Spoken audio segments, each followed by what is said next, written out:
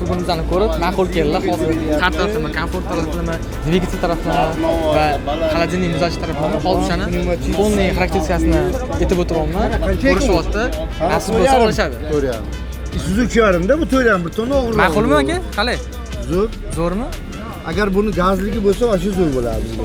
Tez orada aka shunaqa olib chiqishadi, gazli usulni ham bu tez orada. Hozirda salarkada 100 litr salarka yedi bu.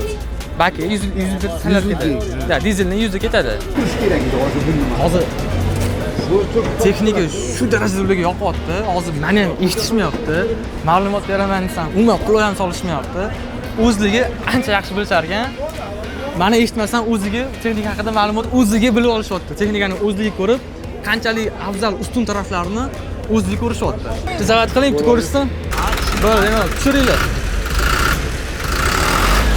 Xo'sh.